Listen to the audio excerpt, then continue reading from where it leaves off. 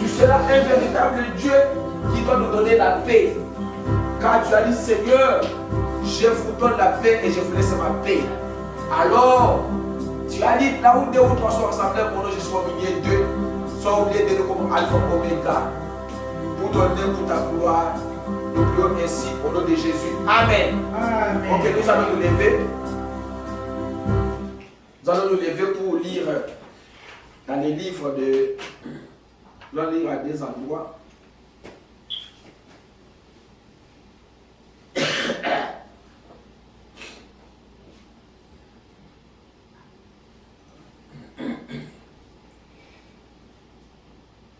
Nous allons lire dans... Attends, je prends les versets.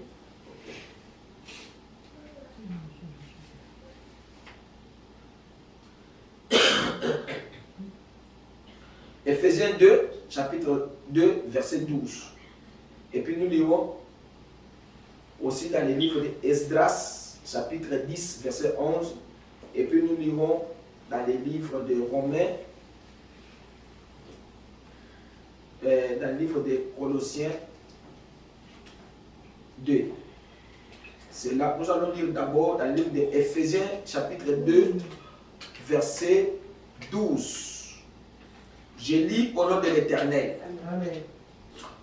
Vous étiez en ces temps-là sans Christ, sans droit de cité en Israël, et étrangers aux alliances de la promesse, n'ayant pas d'espérance et étant sans Dieu dans le monde. Amen. Amen. Nous allons lire dans le livre Esdras, c'est dans l'Ancien Testament, Esdras chapitre 10, verset 11. Et puis nous allons lire aussi dans le livre de Colossiens 2. Lisons d'abord dans Colossiens peut-être 2, 20, et puis on va aller dans l'Ancien Testament. Colossiens 2, 20 dit: si vous êtes morts avec Christ aux éléments du monde, pourquoi comme si vous étiez encore en vie dans le monde, établissez-vous des ordonnances? Je lis encore dans les livres d'Esdras, chapitre 10, verset 11. Je lis au nom de l'Éternel. Et maintenant, faites confession à l'Éternel, le Dieu de vos pères, et faites ce qui lui est agréable, et séparez-vous des peuples du pays et des femmes étrangères. Esdras 10, 11, Éphésiens 2, 12, et puis Colossiens 2, 20. C'est là où j'ai dit pour aujourd'hui. Et nous allons prier le Seigneur, et puis nous allons aborder la parole. Éternel Dieu, je te dis merci Seigneur ce matin parce que tu es notre bouclier. Tu nous as dit là où 2 ou 3 sont rassemblés à mon nom, je suis au milieu d'eux. Merci Seigneur parce que tu es Dieu. À cet endroit, nous ne sommes pas venus jouer, nous sommes venus nous parler avec notre Père. Il nous a dit, venez à moi et je reviendrai à vous, dit l'Éternel des armées. Quand ils sont venus ce matin, ils sont venus à toi et non à un homme. C'est pourquoi Jésus, nous te disons merci. Tout ce que nous faisons sans la prière, cela échouera. Sans Dieu, nous allons échouer.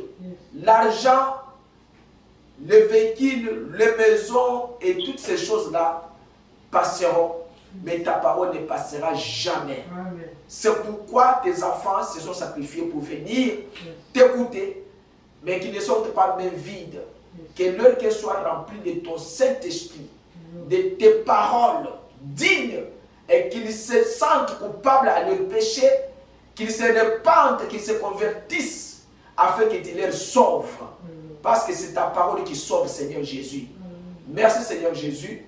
Bénis tous ceux-là qui sont venus, ceux qui ne sont pas venus, ceux qui sont en cours de route, c'est pourquoi. Nous recommandons cette réunion cette main. Ouais-moi de ton Esprit Saint. Efface-moi du chemin, efface mon frère, ma soeur dans ce chemin. Parle-nous ensemble au nom de Jésus. Amen. Amen. Ok. Ce matin, je vais faire une petite exhortation parce que nous sommes dans l'état de turbulation, de turbulence.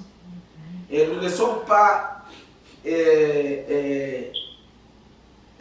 nous ne sommes pas là pour, même si nous prêchons, même si nous disons quelque chose pendant 30 minutes, pour plaisanter. Devant Dieu, on ne plaisante pas. Et devant Dieu, on doit être sûr, même une minute devant Dieu. On doit sûr que quand je fais quelque chose à Dieu, je ne le fais pas au hasard, je le fais avec tout mon cœur et je sais que Dieu va me répondre. La Bible dit que ayez foi en Dieu. Tout ce que vous demanderez en priant par la prière de la foi, croyez que Dieu va vous accorder ce que vous avez demandé. C'est pourquoi, quand vous venez devant Dieu, ne regardez pas le nombre de gens. Regarde-toi face en face avec l'Éternel qui t'a créé. Qu'est-ce que Dieu veut de toi et qu'est-ce que Dieu veut que toi tu puisses faire. Parce que la plupart des chrétiens viennent à l'église, ils ne savent pas pourquoi ils viennent à l'église. La plupart des gens viennent à l'église, s'approchent auprès de Dieu, ils ne savent pas pourquoi ils viennent à Dieu. Parce que Dieu est le rémunérateur de tout celui qui le cherche. Amen. Si vous cherchez Dieu, vous allez le trouver. Amen. Si vous le chassez, il va partir. Amen. Si vous l'invitez, il viendra. C'est pourquoi vous devez être sûr avec la personne qui vous avez des relations. Et celui qui vous vous attachez avec. Et là, ce matin, je vais vous dire une seule chose que vous devez vous attacher à Christ, à lui seul, parce qu'à lui seul soit la gloire, la puissance, l'autorité et toutes choses sont à lui. C'est pourquoi ce matin, je vais parler un peu pour quelques minutes, 30 à 40 minutes, d'un petit sujet qui s'intitule détachement. Détachement, ça veut dire qu'un chrétien ne peut pas s'attacher avec le monde. Tout ce qui est du monde doit rester derrière toi et toi tu as une vie nouvelle. La Bible dit que ceux qui sont en Christ sont une nouvelle création. Voici toutes choses anciennes sont passées et toutes choses sont devenues nouvelles. C'est pourquoi quand toutes choses deviennent nouvelles dans la vie d'un chrétien, c'est qu'il s'est détaché des mauvaises choses qui le collaient avec le monde. Alors, l'objectif principal quand les gens viennent à l'église, les gens ne le savent pas. Vous devez prendre ça en note et mettre ça à votre disposition. Savoir qu'il y a 3 choses quand vous venez à l'église que vous devez savoir faire et savoir connaître. La première des choses, quand les gens viennent à l'église, ils ne savent pas pourquoi ils s'approchent à Dieu. Les gens ne savent pas qu'est-ce qu'est la Bible. Les gens ne savent pas quel est le message de son temps. Et les gens ne savent pas celui qui les a sauvés, c'est qui. Alors, quand vous savez ces 3 choses, ce sont les 3 choses qui vont vous détacher du monde et vous faire entrer en Christ. Parce que tu dois d'abord connaître qu'est-ce que la Bible. Qu'est-ce que la Bible veut que je puisse faire? Qu'est-ce que la Bible? La Bible, c'est quoi? C'est un livre, oui, c'est un livre. Mais la Bible, c'est quel livre? La Bible n'est pas un livre comme tous les autres livres, non. La Bible, c'est un livre différent de tous les autres Bibles, de tous les autres livres. Parce que dans tous les autres livres que vous allez lire, vous trouverez les fautes d'orthographe, les fautes de ponctuation et toutes les autres fautes. Mais la Bible que Dieu lui a écrite par sa propre main, il n'y a pas la faute. Alors, c'est la chose qui fait que les chrétiens, les gens qui disent que nous sommes des chrétiens, ils ne savent pas dans quelle position ils se trouvent. Parce qu'ils ne connaissent pas qu'est-ce que la Bible et qu'est-ce que la Bible parle de moi. La Bible est là. Et dans la Bible, il y a ce qu'on appelle le message de Dieu dans la Bible que Dieu doit accomplir par sa parole. En dehors du message, il y a celui qui a écrit maintenant la Bible. Ces 3 choses, vous devez les savoir. L'auteur de la Bible et ce qu'il veut dire dans la Bible, c'est quoi que nous pouvons faire. Et quand vous connaissez ces 3 choses, vous marcherez avec Dieu. Aussi longtemps que vous ne connaissez pas l'auteur de la Bible Et la Bible, c'est quoi? Et le message de la Bible, c'est quoi? Vous ne marcherez jamais dans la ligne de la parole avec celui qui a écrit la Bible. Alors, la Bible, c'est quoi? La Bible n'est pas un livre en mathématiques. La Bible n'est pas un livre de géographie. La Bible n'est pas un livre de littérature, non. Mais la Bible, c'est quoi? C'est un livre qui est écrit par les hommes saints, conduits par le Saint-Esprit seul. Et ils ont écrit cette Bible dans des différents pays, mais ils ont parlé de la même chose. Et celui-ci a écrit la Bible en Arabie, l'autre l'a écrit en Espagne, l'autre l'a écrit en Afrique, en Égypte, l'autre l'a écrit en Israël. Mais tous ces gens-là, quand ils se sont rencontrés, c'est que moi j'ai fait sortir les écrits de Moïse, ça correspond avec celui qui a écrit en Arabie exactement. C'est pour vous dire que la Bible a été écrite par le Saint-Esprit lui-même. Amen. Amen. Alors, le Saint-Esprit ne commettra jamais une erreur. Jamais. Les autres esprits commettront des erreurs, ils se tromperont, mais pas le Saint-Esprit. Alors, cette Bible, il n'y a aucun autre livre qu'on peut lire les chapitres ou bien les versets et qu'on ne trouve pas de fautes. Mais la Bible, c'est le seul livre, quand on lit, on ne trouve pas de fautes. Elle a été écrite par beaucoup de gens et dans des centaines d'années différentes d'intervalles. Alors, en connaissant la Bible, il dit, la Bible, c'est un livre qui nous donne l'éclaircissement sur la création de la nature. Comment Dieu a commencé à créer le monde. Nous connaissons ça par la Bible. Nous connaissons les animaux par la Bible. Nous connaissons les poissons par la Bible. Si la Bible n'avait pas relaté que Dieu a créé les poissons, les oiseaux, les animaux, on ne le saura pas.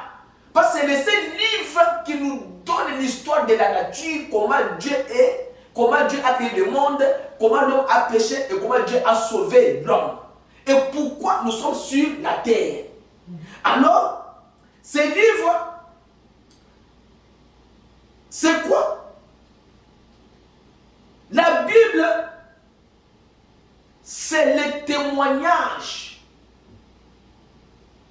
de la vie de tous les hommes saints que Dieu a travaillé avec. C'est cette Bible ici qui nous parle de la Genèse, notre généalogie, qui nous parle de la création et qui nous dit d'où nous sommes venus et où nous partons. Amen. C'est cette Bible. C'est cette Bible ici qui est une bonne recette. C'est le chemin que nous avons qui contourne à nos difficultés que nous avons, c'est la Bible. Alors, la Bible, c'est le seul chemin qui nous... C'est le seul livre qui nous montre le chemin, comment contourner nos difficultés. Parce que si nous avons des problèmes de maladie, nous savons que les docteurs sont là, mais celui qui peut contrôler la difficulté là, c'est la Bible et c'est l'auteur de la Bible. Parce que la Bible nous dira, imposez les mains aux malades et les malades seront guéris. Amen. C'est cette Bible ici, ce livre qui est le vrai recette pour votre vie. C'est le livre de la parole de Dieu qui contourne nos difficultés. C'est le livre qui nous parle de tous les merveilles que Dieu a fait pour sauver l'humanité et nous amener à la vie éternelle. C'est le seul livre qui nous montre comment l'homme a fait chuter le monde et comment par le même canal Dieu a fait sauver encore le monde, c'est la Bible. Vous devez voir que la Bible nous montre le chemin du ciel. Comment Jésus est venu, comment il a travaillé, comment il est allé, comment il nous a fait la promesse et quand est-ce que la promesse de Jésus, de Dieu s'accomplira. En quel temps cette promesse s'accomplira, c'est la Bible. C'est la Bible qui nous montre comment vivre dans les foyers. C'est la Bible qui nous dit l'homme qu'il soit à sa place et la femme soit à sa place et que les enfants soient à leur place. C'est la Bible qui nous a donné l'ordre de pouvoir marcher avec une discipline dans l'église. La Bible seule nous a donné l'autorité de chasser les démons ou bien d'être au-dessus de tous les pouvoirs du monde. C'est la Bible. Amen.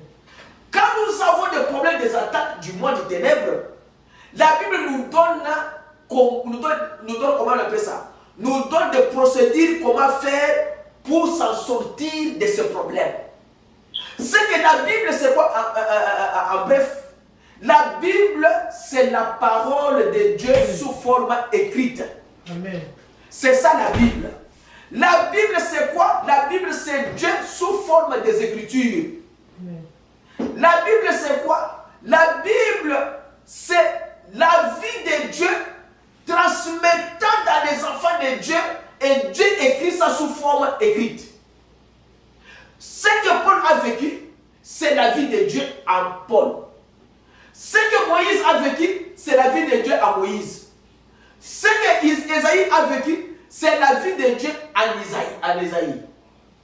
Ésaïe n'a pas sa propre vie. Jérémie n'a pas sa propre vie. Paul n'a pas sa propre vie. Leur vie, c'est Jésus à l'intérieur de ces gens-là. C'est pourquoi, comme Jésus s'introduisait à l'intérieur de tous ces gens-là, il a pris maintenant l'encre. Il a écrit maintenant tout ce qu'il a fait avec ces gens-là. C'est pourquoi vous devez connaître la Bible. La Bible, c'est la parole de Dieu. Cette parole que nous avons, c'est celle qui nous défend dans tous les problèmes que nous avons.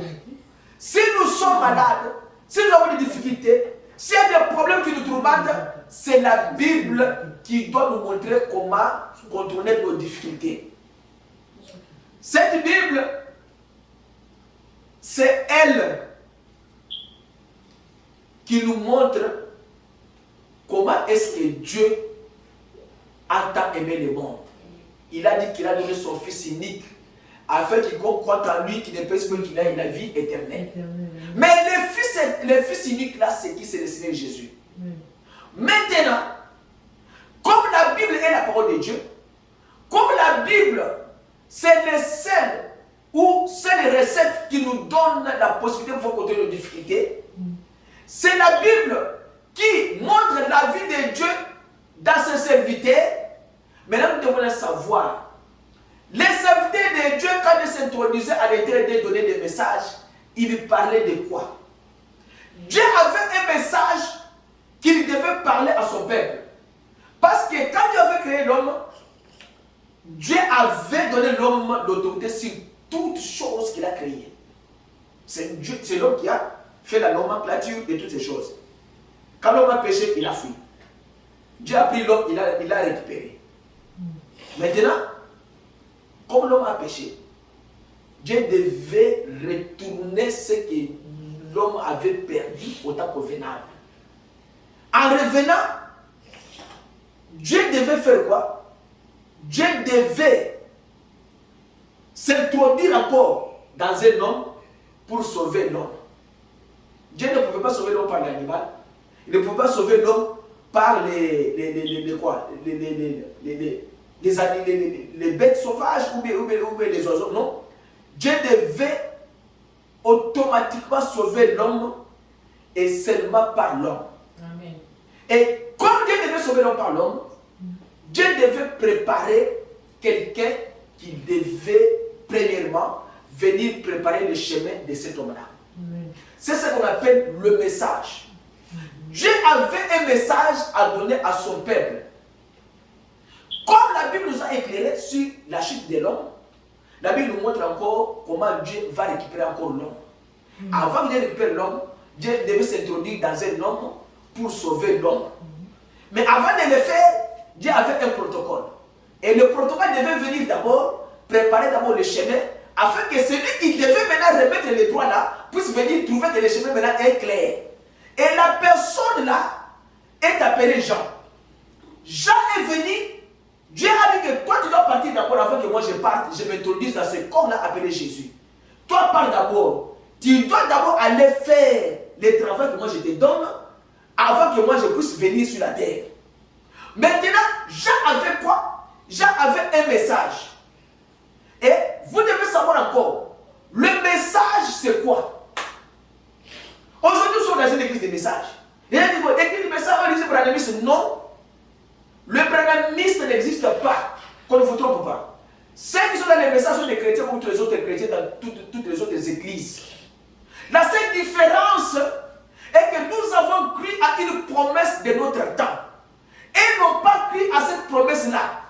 Parce qu'il n'est pas censé que tout le monde croie en Jésus. Non. Tu peux être bouddhiste, tu peux être marabout, tu peux être n'importe qui. Cela n'est pas dit que automatiquement tu es forcé à être chrétien. Non. Être chrétien, ce n'est pas une obligation. Être chrétien, c'est volontaire. Amen. Tu veux être chrétien, oui ou non, c'est ton problème, c'est ton droit. Je peux quitter le christianisme pour aller dans le musulman, c'est mon droit. J'ai le droit légal, personne ne peut m'interdire. Je peux quitter le catholique pour aller sur le protestant, j'ai le droit légal. Je peux quitter l'église du message pour aller dans une église pentecôtiste, l'autre église. C'est un devoir. Ce n'est pas une obligation ou une chaîne qu'on a collé quelqu'un au cou. Non. Et toute chose se passe par la prédestination. Amen. Amen. Et vous devez être prédestiné à croire la parole de ton temps. Amen. Et si tu n'es pas prédestiné à croire la parole de ton temps, c'est que tu n'entreras pas dans le royaume des cieux avec ceux-là qui entreront à ce temps-là. Parce que du temps de Jean-Baptiste, ceux-là qui avaient cru en Jésus, ils étaient sauvés. Ceux qui n'avaient pas cru, ils étaient perdus. C'est pourquoi le message c'est quoi? Le message est une lumière. Amen. Le message n'est pas ce que je veux dire. Non, le message n'est pas ça. Le message c'est une lumière. Dieu n'a pas commencé à faire le message aujourd'hui. Non. Dieu a commencé à faire le message depuis l'Ancien Testament. Amen. Parce que quand Dieu envoie un prophète, il lui envoie avec une parole et cette parole s'appelle le message. Amen. Dieu n'envoie pas un homme pour venir faire le discours. Non. C'est pourquoi Paul a dit, nous ne sommes pas venus à vous avec des discours persuasifs de la sagesse humaine. Non, non, non, non, non. Paul a dit que ce que nous prêchons, c'est l'évangile de la puissance. Amen. Ce ne sont pas des discours, ce ne sont pas des philosophies. Non, non, non, non. Quand Dieu appelle un homme, il ne lui donne pas la philosophie ou bien la théologie. Dieu lui donne la parole, le message et la puissance qui accompagne ce message. Amen. Dieu ne peut pas donner l'homme le message sans la puissance. Ça n'existe pas. C'est ça. Alors, le message c'est quoi? Le message c'est une lumière. La lumière du temps de votre temps. Quand vous lisez Évangile de Jean chapitre 1, la Bible dit qu'au commencement était quoi? La parole. La parole était auprès de Dieu, la parole a été faite chair, la parole habitait parmi nous. Cette parole-là, comme la parole habitait parmi nous, la parole devait se matérialiser et devenir un homme. Et dans cet homme-là, Dieu devait introduire un message pour son peuple. Comme Moïse, Dieu venait, il parlait à Moïse et Moïse parlait au peuple. Vous voyez comment Dieu faisait? Dieu ne venait pas directement parler au peuple, non. Dieu avait un canal par lequel il entrait pour parler à l'homme. Yes. Et ce canal-là, c'était Moïse. Yes. Ça, c'est la vérité. Parce que Dieu avait un homme ordinaire comme moi, vous et moi. Il ne peut pas le faire. Dieu choisit un homme à chaque époque, il parle à lui, que toi tu vas parler au peuple. C'est comme ça que Dieu faisait avec Moïse. C'est comme ça que Dieu l'a fait dans tous les âges, dans toute époque. Dieu continue toujours à choisir un homme, il lui parle, toi tu vas leur parler. Tu lui parles, toi tu vas leur parler. C'est comme le président de la République. Pourquoi il nomme le premier ministre? C'est pour coordonner le gouvernement. C'est ça. Parce qu'au ciel aussi, il y a aussi un gouvernement céleste aussi. La Bible déclare c'est comme ça. Avec ce gouvernement céleste-là, il y a aussi les services de protocole qui doivent aussi aller préparer d'abord la venue du Messie. C'est comme ça que Dieu faisait. La Bible dit qu'au commencement était la parole, elle était au commencement auprès de Dieu. Toutes choses ont été faites par elle, et sans cette parole-là, ces choses-là ne seront pas faites. Cette parole-là, elle était quoi? La vie. Et la vie était la lumière de quoi? Des hommes. Vous voyez comment? Amen. C'est ça ce qu'on appelle le message. Cette parole était la vie. C'est que la parole-là était une vie. Et cette vie-là était la lumière des hommes. Et la lumière, lui, dans les ténèbres, et les ténèbres ne l'ont pas connue. Ça veut dire que Dieu, il était dans cette grande colonne de feu-là, qui était descendu sur le mont Sinaï, là, en train de parler avec Moïse. Si vous prenez Genèse, chapitre 1, il vous dit quoi? Au commencement, Genèse chapitre 1, c'est comme ça, non? C'est comment on a dit ça? Genèse chapitre 1. Écoutez ce que Genèse chapitre 1, parce que je n'ai pas mis ça ici. J'avais sauté ça. Genèse chapitre 1 dit quoi? Ah, au commencement, hein? Au commencement, Dieu créa le ciel et la terre. La terre était informe et vide. Il y avait des ténèbres sur la surface de l'abîme. Il y avait les ténèbres sur la surface de l'abîme. Mais ici, dans Jean, il dit que la lumière des hommes, il dit que, et elle était la vie, et la vie était la lumière des hommes, et la lumière, lui, dans les ténèbres. C'est que Dieu avait déjà vu que le monde sera dans les ténèbres. Il dit, et l'Esprit de Dieu se mouvait au-dessus des eaux. Dieu dit que la lumière soit, et la lumière fut. Yes. Vous voyez? Dieu a dit, au commencement, Dieu créa les choses de la terre. La terre était vide de forme et il y avait les ténèbres sur le surface de la terre. Mais Dieu, quand il a vu que la terre est couverte par les ténèbres, Dieu devait éclairer la terre avec une lumière. Yes. Et cette lumière devait maintenant venir dans un Jean qui dit, au commencement était la parole.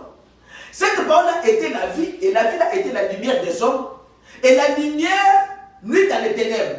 Maintenant, les hommes qui étaient dans les ténèbres ont vu une grande lumière. Si nous prenons Matthieu 4, verset 13, il dit, Jésus-Christ, ayant quitté Nazareth, il alla demeurer à Capernaum qui est au bord de la mer, sur le prophète des Zabulon et de Naphtali, afin que fût accompli ce qui avait été dit par Ésaïe le prophète, disant, terre des Zabulon et terre de Naphtali, chemin de la mer au-delà du Jourdain et Galilée des nations, le peuple assis dans les ténèbres a vu une grande lumière. Amen. Quelle est cette lumière-là qu'ils ont vue? Ils n'ont pas vu la lumière comme je vois l'ampoule, mais ils ont vu un homme descendre du nom de Jésus. Amen. Qui avait un message plein qui devait maintenant venir pour éclairer le peuple qui était assis dans les ténèbres. Amen. Frère, le message n'est pas ce que les gens disent. Le message, c'est une lumière au temps convenable. Amen. Dieu a s'est introduit dans un homme. Il a un message. Dieu ne peut rien faire sans parler à travers un prophète. Dieu a dit dans Amos 3,7, l'Éternel Dieu ne fera rien sans révéler ses secrets à ses serviteurs le prophète. Amen. Les secrets de Dieu, il ne peut pas les révéler à toi et à moi. Nous sommes les gens qui ne sont pas disposés que Dieu puisse révéler les secrets. Mais Dieu choisit un homme, il nous confie un message d'aller parler au peuple que voici les temps que vous vivez, ce sont les temps mauvais. Préparez-vous. Il y aura la déluge. Préparez-vous. Dieu va détruire Sodome et Gomorrhe. Il envoie des messagers, des anges avec des messages. Il envoie des anges avec des messages pour parler au peuple. Mais le peuple qui est averti, le peuple n'a pas compris. Dieu fait quoi? Dieu, quand il parle, il passe, il ne revient plus. Ça, c'est Dieu. Parce que Dieu, quand il vous parle, il vous dit, ne mange pas. Dieu ne peut pas dire, je t'avais dit. Dieu ne répète pas. Pourquoi Dieu ne répète pas? Dieu avait dit à Moïse, comme tu n'as pas obéi à ma parole, tu ne verras pas la terre promise, tu mourras. Écoutez ce que la Bible dit. Quand Moïse a contemplé ce pays continuer. Il a dit, Seigneur, je te demande pardon que je vois ces pays-là. Il commence à prier. Dieu lui répond, Moïse, je t'avais déjà dit que tu n'agréeras pas. C'est inutile de me faire revenir sur la parole que j'avais prononcée. Lisez la Bible. Dieu avait dit à Moïse, ne m'embête pas, je ne t'écouterai pas.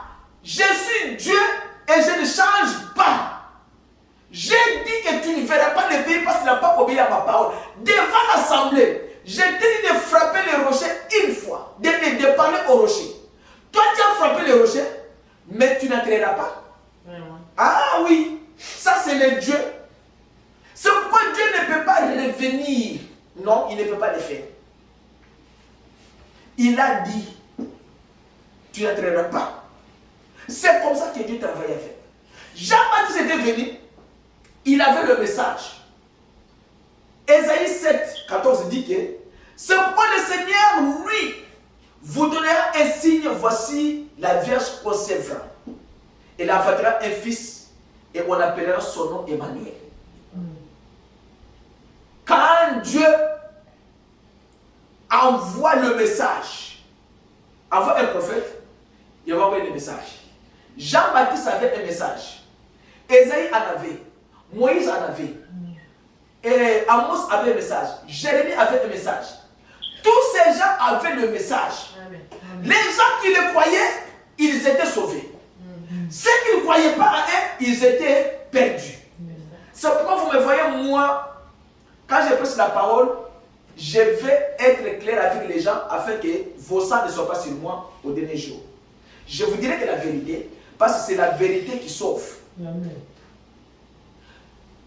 Jean-Baptiste, quel est le message avec Jean-Baptiste? Quel est le message avec Jésus? Quel est le message avec Moïse?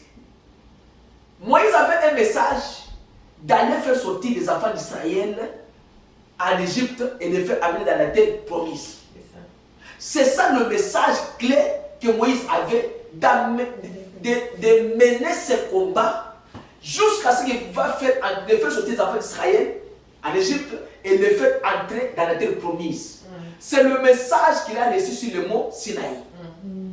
On enlève d'autres prophètes. On prend Jean-Baptiste. Jean-Baptiste avait quelle mission? La mission de Jean-Baptiste, c'était quoi? C'était la voix de celui qui crie dans le désert. Préparez le chemin de l'Éternel, aplanissez les lieux stériles, une route pour notre Dieu. Toute vallée sera relevée et toute montagne et toute colline seront abaissées. Qui sont abaissés tout? Alors les lieux qui ont des problèmes doivent être rabotés et doivent être rendus droits. C'est qu'il a fait un message que vous, je vous donne un message, c'est ce qui est dans Ésaïe, dans Ésaïe 40.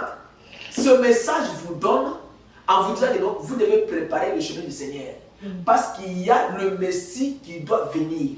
Jean-Baptiste avait d'autres messages, c'est le message de se préparer, de pouvoir quitter le monde du ténèbre, d'aller dans le monde de la lumière, de pouvoir prendre votre baptême, se repentir, arranger votre vie, parce que celui qui est plus grand que moi va venir maintenant pour vous sauver.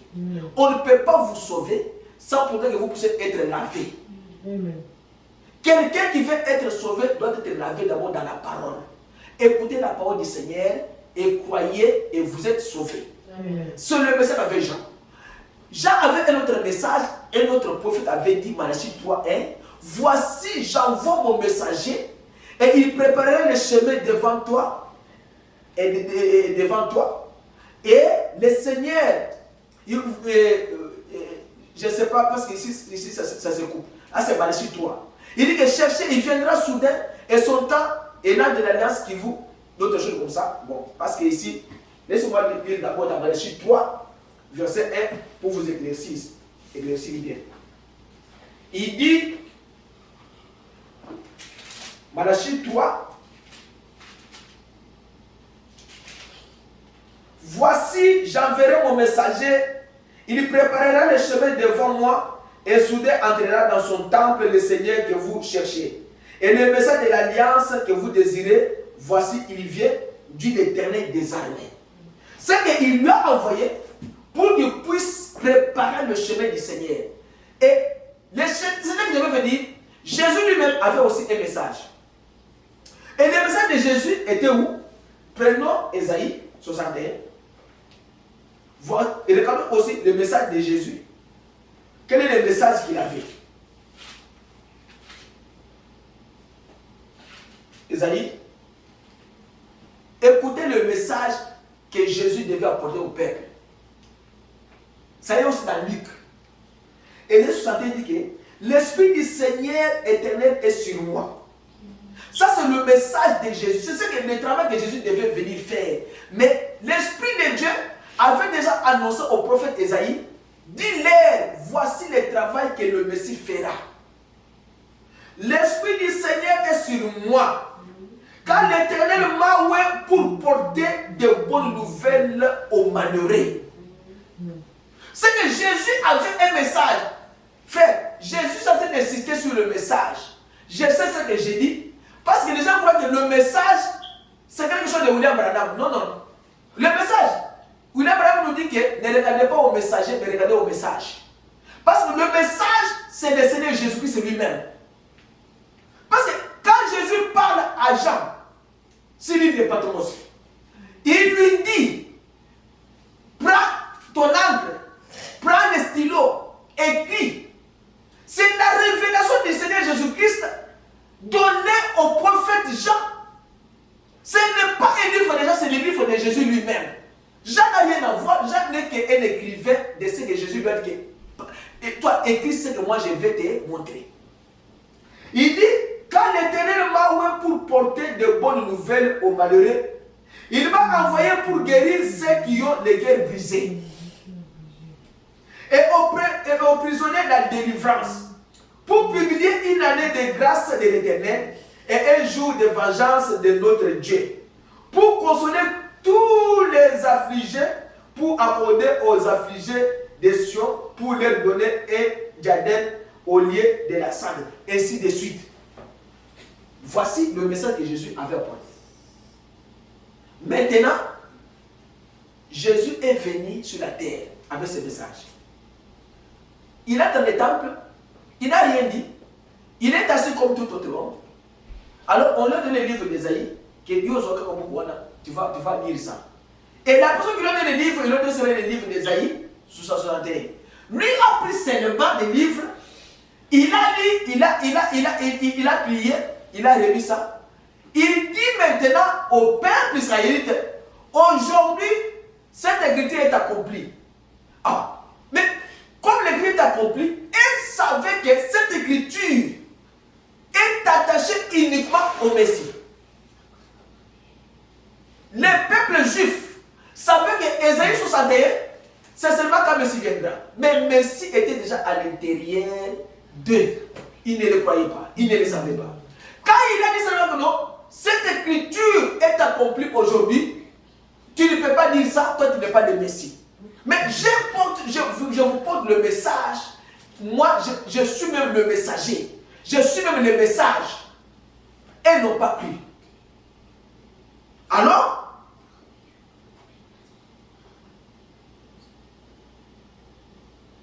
ils doivent savoir que le Messie est au milieu d'eux. Alors, la dernière des choses, en dehors de la Bible, en dehors du message, c'est ce qu'on appelle l'auteur du message, l'auteur de la Bible. Jésus-Christ, qui est l'auteur de la Bible, c'est que l'homme doit connaître la Bible, le message et l'auteur du message, pour décanter vos difficultés. Tout ce que vous faites, faites-le au nom du Seigneur Jésus-Christ. Amen. Tout ce qui vous arrive, amène vos problèmes à Christ et non à un homme. Parce que c'est lui qui est l'auteur de la vie humaine. Jésus-Christ, si tu ne le connais pas dans la vérité, il ne te soutiendra pas. Si tu connais Jésus, en partie, il ne sera pas avec vous. Vous devez connaître Jésus dans sa totalité. C'est lui qui est l'auteur de la Bible. Un chrétien doit connaître la Bible. Il doit connaître le message de la Bible. Il doit connaître aussi l'auteur de la Bible pour qu'il puisse se détacher du monde. Parce que la prédication, c'est le détachement. Vous devez vous détacher du monde afin que vous puissiez vivre une nouvelle vie. Car la Bible dit que ceux qui sont en Christ sont une nouvelle créature. Voici toutes choses anciennes sont passées, mais toutes choses sont devenues nouvelles. Si vous êtes détaché du monde, vous êtes entré dans ce monde du Christ, le monde qui n'a pas de péché, le monde qui n'a pas de débris, le monde qui est un monde saint, un monde de gentils, un monde de gens qui sont heureux chaque jour. Connaître Christ, c'est l'espérance de la gloire. Amen. Vous devez le connaître dans sa puissance de guérison. Quand vous êtes malade, le médecin peut faire, mais il peut se limiter vous dire non, ma candidature est sénilée et souki.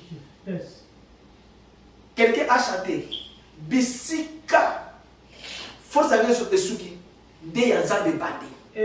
C'est pour vous montrer que Dieu est illimité. Comme YouTube est illimité, Dieu est plus que YouTube. Vous pouvez entrer, même des milliards, il lui n'entrera jamais de virus. À quoi de virus? Parce que YouTube, ça s'appelle la virus. Connaître Jésus dans sa puissance là, c'est une espérance de la gloire. Connaître l'auteur de la Bible, il va vous détacher du monde et vous faire entrer en Christ. Et quand vous le connaissez, vous n'aurez pas la haine, vous n'aurez pas la rivalité, vous n'aurez pas de maladie. Même si la maladie vous frappe, et lui va vous guérir. Si vous êtes sans abri, et comment vous avez ça? C'est ça sans abri, non? Et c'est comme ça, non? Ok. Vous avez dit ça pour faire des questions, non? Il va vous donner la maison. Si vous êtes orphelin, il va vous donner un père. Si vous n'avez pas, vous êtes pauvre, il va vous donner de l'argent. Si vous n'avez pas des habits, il va vous revêtir. Il a dit que si Dieu révèle les listes de la vallée, c'est une fleur qui le matin, la fleur là bouge bien. À midi, la fleur flétrit. Et le soir, cette fleur là meurt. Mais Dieu sait comment prendre soin de cette fleur là.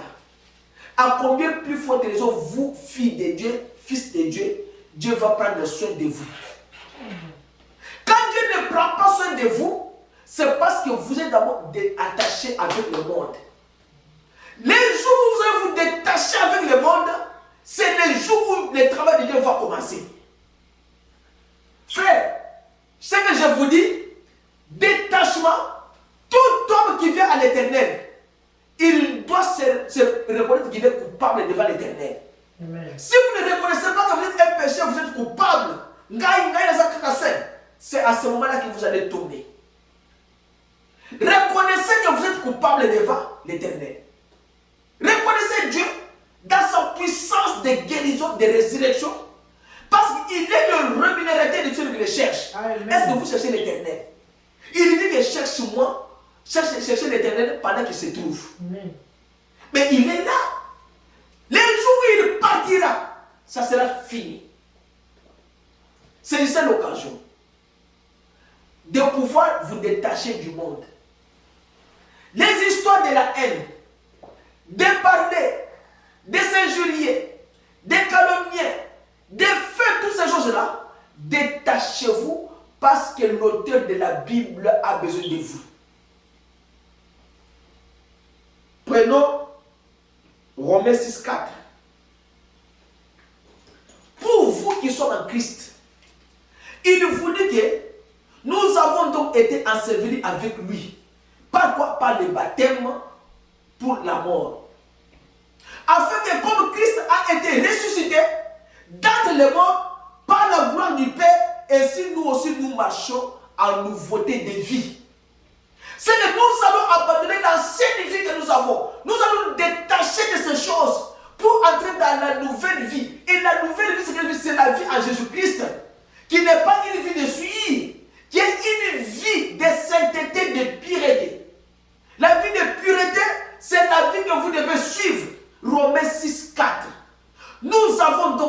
enseveli avec lui par le baptême. C'est que nous devons faire ce que Jean nous avait dit. Répentez-vous et soyez baptisés. Afin que nous puissions être ressuscités avec lui. C'est ce qu'il dit.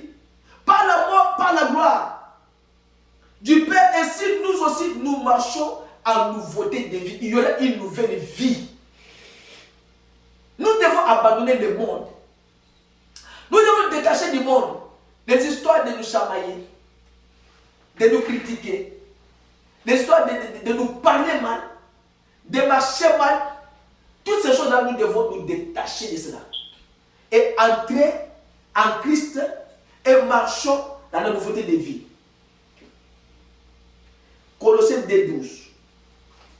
Étant enseveli avec lui dans le baptême, dans lequel aussi vous avez été ressuscités ensemble par la foi en l'opération de Dieu qui l'a ressuscité d'entre les morts. Ce qu'il nous dit seulement, ce que nous devons faire nous, c'est mourir avec Christ, ressusciter avec Christ. Amen. Amen. Il nous dit que nous devons mourir dans nos habitudes, nous détacher dans nos comportements. Nous avons les mêmes comportements chaque année. Et qu'on change d'année. Nous avons les mêmes habitudes chaque année, toujours. L'année 2020, tu es la même personne. 2021, la même personne. 2022, la même personne. 2023, la même personne. Nous sommes les mêmes personnes chaque jour. Nous ne changeons pas. Pourquoi nous ne changeons pas? C'est pourquoi votre vie est compliquée. C'est pourquoi les choses ne marchent pas dans votre vie, parce que vous êtes la même personne chaque jour. Si vous prenez Dieu au mot, vous ne reconnaissez que c'est lui qui est l'auteur de ma vie, vous allez lui confier votre vie. Amen. Mais vous ne voulez pas confier votre vie à Dieu. Vous confiez votre vie à quelqu'un autre. Quelqu'un autre à qui vous confiez la vie, c'est lui qui n'est pas l'auteur de cette vie-là. Vous vous attachez. Vos amis sont toujours des buveurs. Vos amis sont tous des voleurs. Vos amis sont tous des impudiques. Détachez-vous de mauvais amis. Écoutez, je vous avais dit ceci le dimanche passé. Quelqu'un qui rencontre un pasteur, il croit à ce pasteur, c'est juste mon pasteur. S'il voit sa vie commence à régresser, c'est que l'homme-là n'est pas un vrai homme de Dieu envoyé pour lui. Si vous trouvez quelqu'un qui vous les choisissez, c'est mon église, c'est mon pasteur, et vous voyez que non, quand vous êtes avec lui, les choses marchent selon que Dieu a mis devant vous. Il y a un petit, j'avais dit ça encore dimanche, un petit qui était là-bas au Kassai. Dieu lui avait parlé que je mets un serviteur de Dieu devant toi, c'est lui qui va t'élever.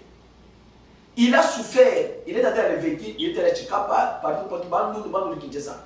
Il fait dans une grande église, le pasteur, il voit que c'est ici que Dieu m'avait dit peut-être que non, je dois te élever. Alors on lui donne les micros, il chante, seulement une seule fois c'est fini. L'autre dimanche là, on ne le met pas, c'est fait, il est effacé. Il commence à pleurer, Seigneur, tu m'avais dit, tu mettras un homme devant moi. Mais c'est que je vois que ça ne marche pas. Après, son ami vient lui dire non, viens d'abord chez nous. Le petit part là-bas, il prend le micro, il chante. Le pasteur dit, ce petit chante bien. Le pasteur dit, moi, il dit, voilà, comment on a c'est comment. Il dit, tu viens chanter encore. Il vient chanter, ce petit chante bien. Dimanche prochain, le pasteur a commandé sur. Je veux que le petit chante encore. Il chante encore. L'autre dimanche, que le petit chante encore. C'est comme ça qu'il a été élevé. Maintenant, le canson là aujourd'hui est bien. Il a dit que l'homme là que Dieu avait mis devant moi pour faire progresser ma vie spirituelle et ma vie physique, c'est cet homme ici. Mais quand vous choisissez un serviteur de Dieu et que votre vie n'avance pas, tu dois le laisser. Vous ne savez pas. Vous rencontrez un serviteur de Dieu, mais il est là, il est mis devant vous. Ce n'est pas n'importe qui que vous pouvez rencontrer et que votre vie est fungwami. Non. Parce que Batman dit Makanza na marque de Naye. Ngana dit Manza na marque de Naye. Toi tu écris Dieu dans ta façon. Toi tu peux les croire en partie, mais moi je les crois en totalité. Je sais que ce que je fais, je suis conscient que ça c'est la parole de Dieu et Dieu me défendra.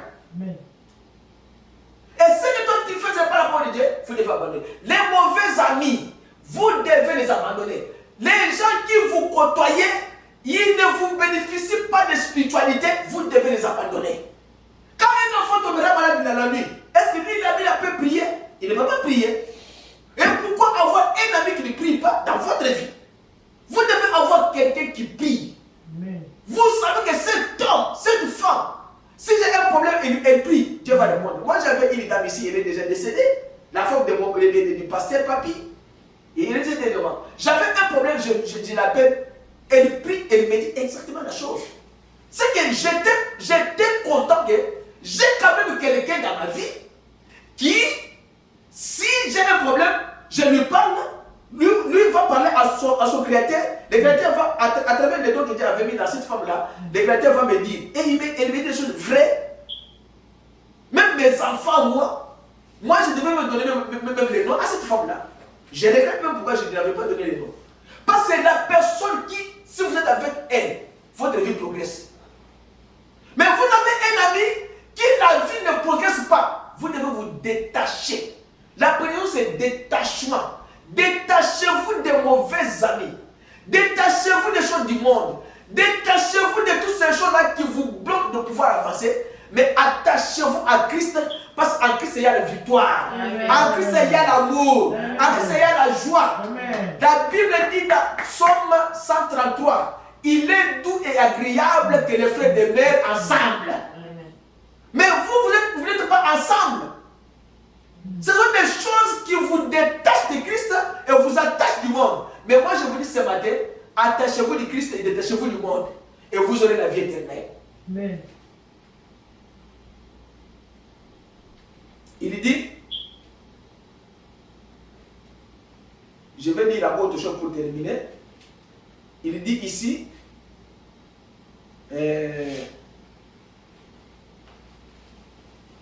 Jacques 4, 4.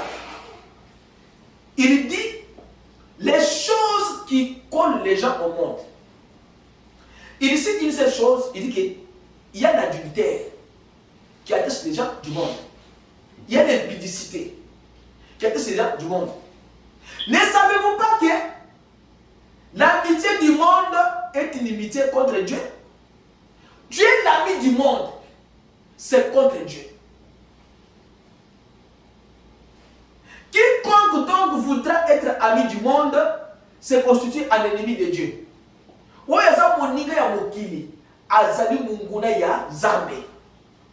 C'est pourquoi Dieu vous dit, détachez-vous de ces choses. Il dit encore que les choses du monde, les désirs du monde, ça c'est Galate, non? Ah, prenons Galate 5. Ici, je suis d'abord dans Jacques 4, 4. Prenons maintenant Galate, que les choses qui bloquent, qui collent les gens du monde, c'est quoi?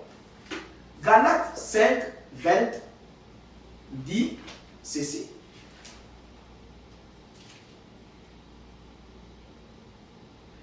« 16 d'abord.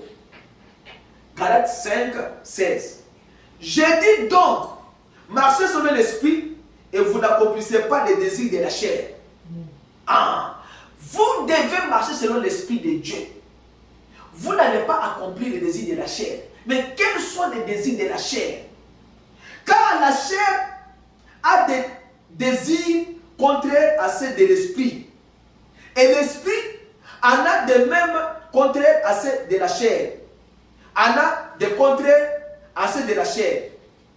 Ils sont opposés entre eux. L'esprit du monde et l'esprit de Dieu ne cohabiteront jamais ensemble.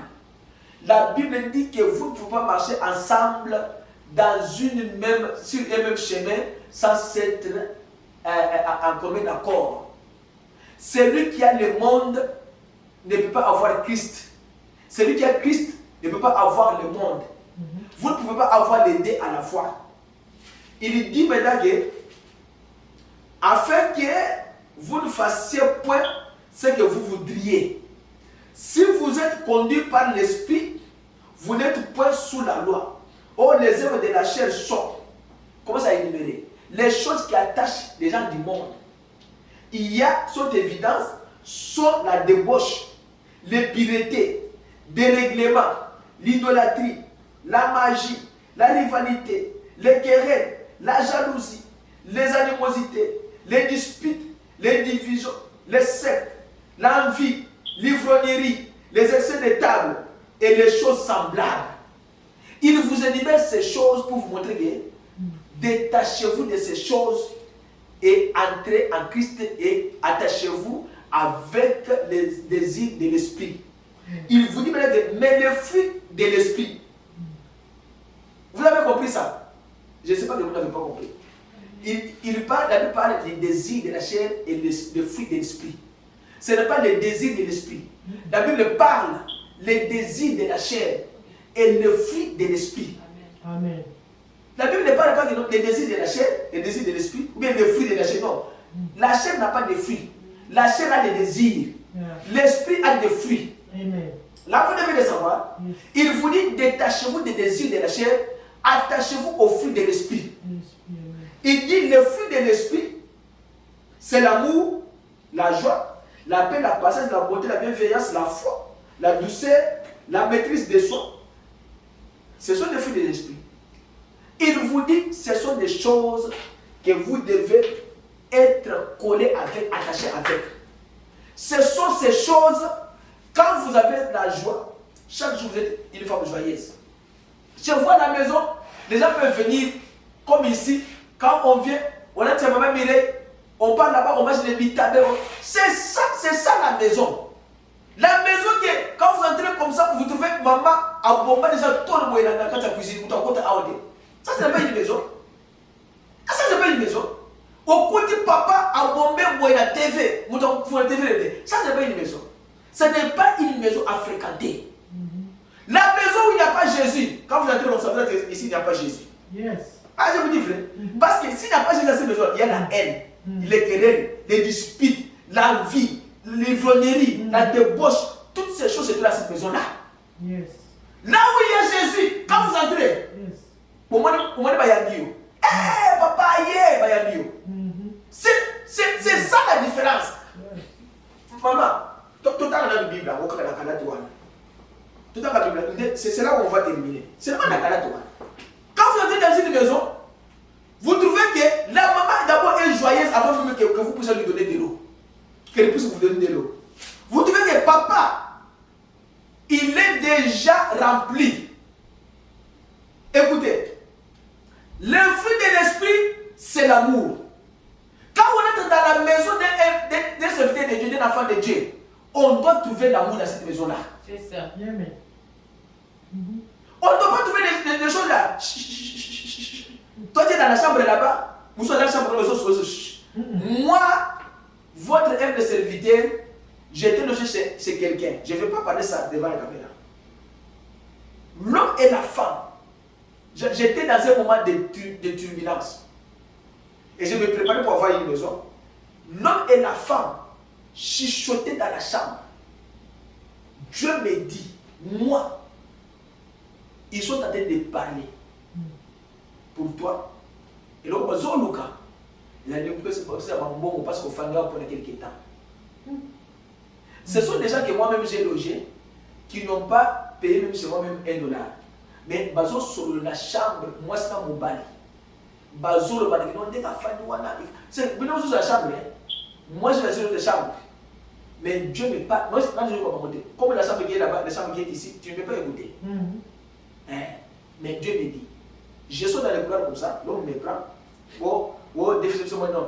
Il ne faut pas dire que vous avez parlé avec votre femme dans votre chambre, que je vous donne de l'argent, je vous donne de l'argent. La contrôle de la femme pour donner plus $400 aux autres. Après 3 jours, alors je signe mon contrat de bail, je prends ma maison. Tu vois? Quand vous entrez dans une maison, vous ne trouvez pas d'amour, mais quand vous n'avez pas, vous bloquez. Maman, laissez-moi vous dire la vérité. Ici, c'est là où je termine. C'est le fruit de l'esprit. Attachez-vous au fruit de l'esprit. Détachez-vous des œuvres de la chair et des choses du monde. Ça ne vous bénéficie à rien. La maison qui a l'amour, c'est la maison où il ne manque pas du pain. Les choses à manger.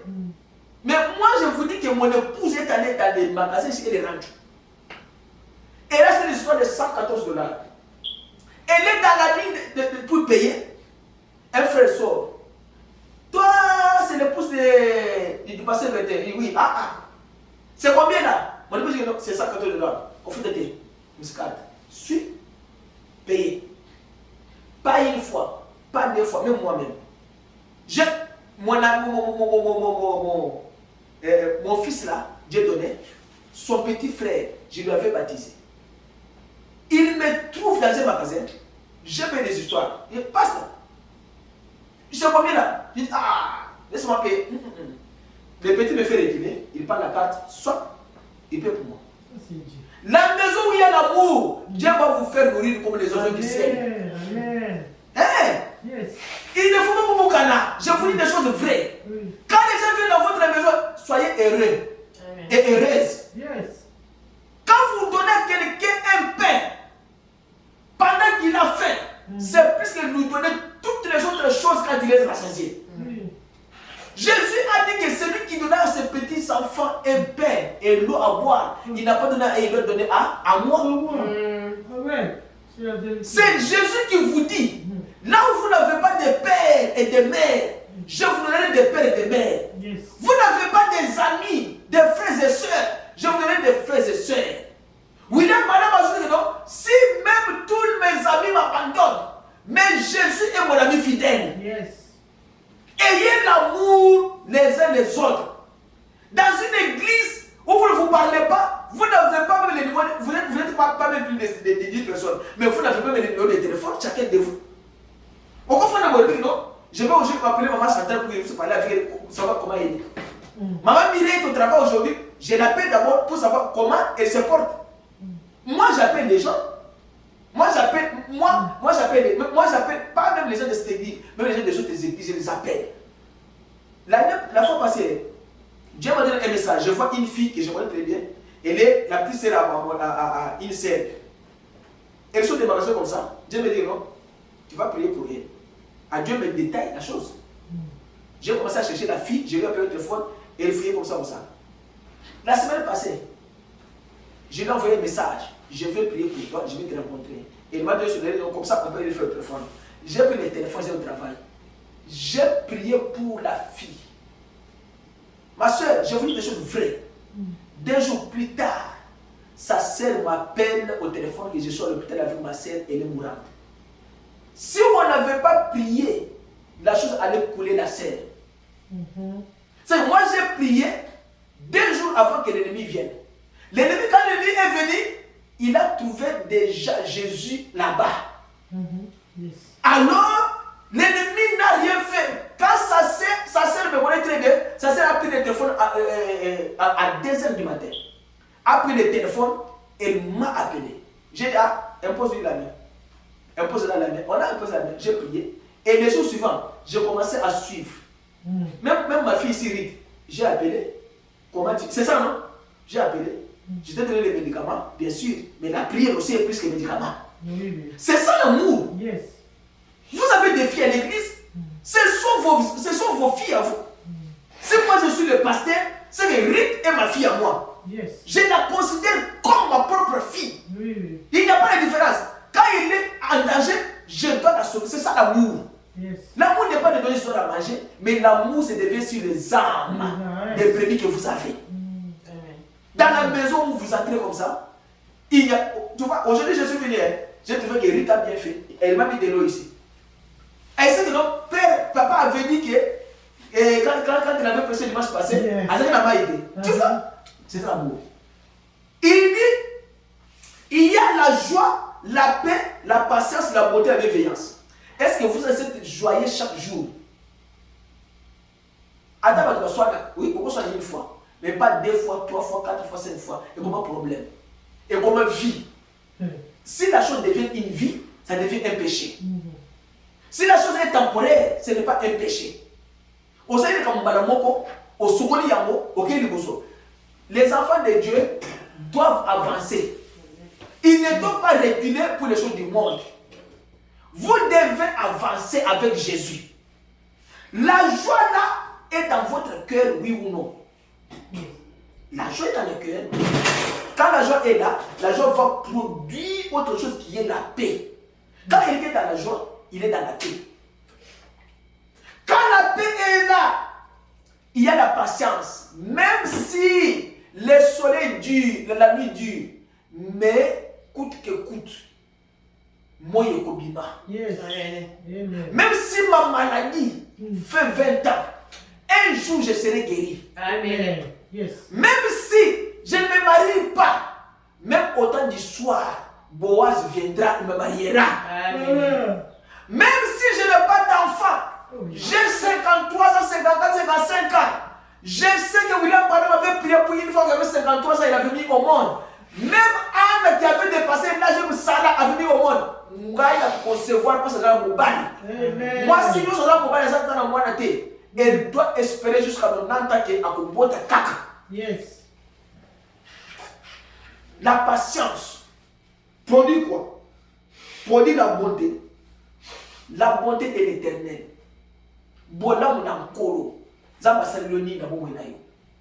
Tu dois lui remercier avec des actions de grâce. Yes. Tu dois lui dire Seigneur merci.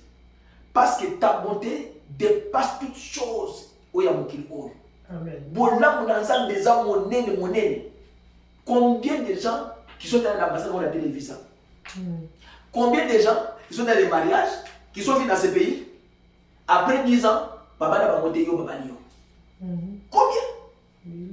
Tant que vous avez un mobile, ce n'est pas au hasard. Hein? Et puis ça va monter sauter. Cela n'est pas donné à tout le monde. Quand vous avez le statut du marié, ce n'est pas donné à tout le monde. Parce que même dans la Bible, il y avait des femmes prostituées qui n'avaient pas de mari. Il y avait des femmes mariées, c'est la loi de Dieu, et des femmes libres. C'est la loi de Dieu. La bonté de Dieu, quand il t'a donné des enfants, vous devez aimer les enfants. Parce que la bonté de Dieu a fait que tu puisses avoir une famille. Il y a des gens qui ont des millions. En Boujima, il y a une dame qui a beaucoup d'argent. Maintenant, elle peut être la première personne en Boujima d'avoir beaucoup d'argent.